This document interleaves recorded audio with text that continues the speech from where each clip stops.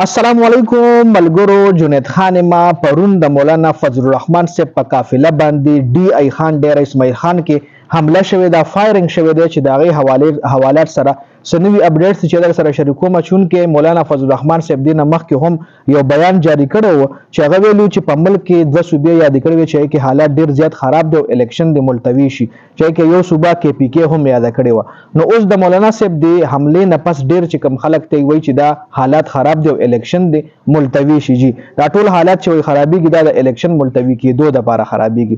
دې حوالې سره د مولانا فضل الرحمن صاحب د پارټۍ یو اهم رهنما دی چې هغه عبدالغفور حیدري، مولانا عبدالغفور حیدري، هغه هم یو خپل بیان جاری کړی چې په هغې باندې هم ډیټیل سره خبره کوو او مولانا فضل الرحمن صاحب دا کومه حمله چې شوې په دې باندې هم ډیټیل سره خبره کوو. نو ویډیو خپله هم مکمل وګورئ او مخکې ملګرو سره ضرور شریکئ.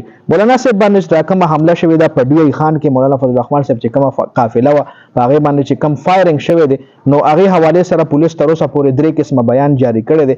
یو ځای کې وایي چې کوم ډي ای خان انټرچینج چې هغه ځای کې حمله شوې ده، یو ځای کې وایي چې نه چې کوم حمله چې هر ځای کې شوې ده، خو 3 قسم بیان چې کوم دی د پولیس مخې ته راغلی دی. جی اوس مولانا فضل الرحمن صاحب تاسو له مخکې مو وویل چې هغه بیان جاری کړی چې حالات خراب دي او الیکشن دی ملتوي شي.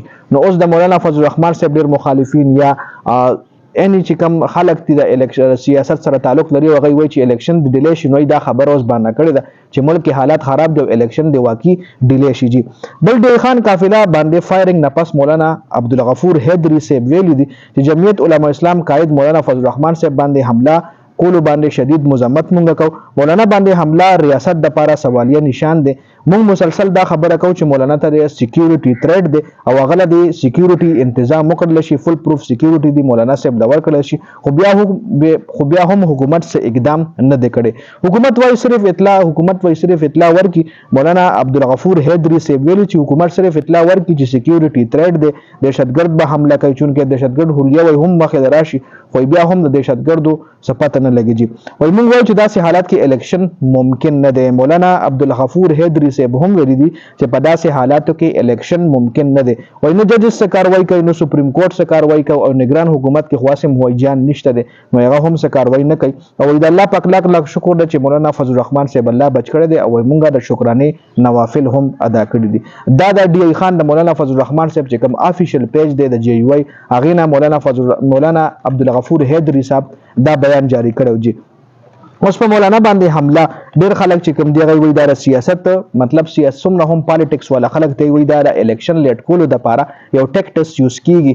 مطلب دا وایي فل پلان حمله وایي یا مختلف قسم ډرامې به تاسو له هم مخې له راغلي. نو ډېر خلک چې کوم دی مختلف رای لري. تاسو دې حوالې سره څه رای لرئ؟ آیا دا د الیکشن ډیلی کولو یو ټیکټس دی یا په حقیقت کې د مولانا صاحب ځان له خطره ده یا په حقیقت کې مولانا صاحب له خطره ده؟ تاسو دې حوالې سره چې څه هم رای لرئ په کمنټ کې ما سره خپل رای ضرور شریکه کړئ. والسلام.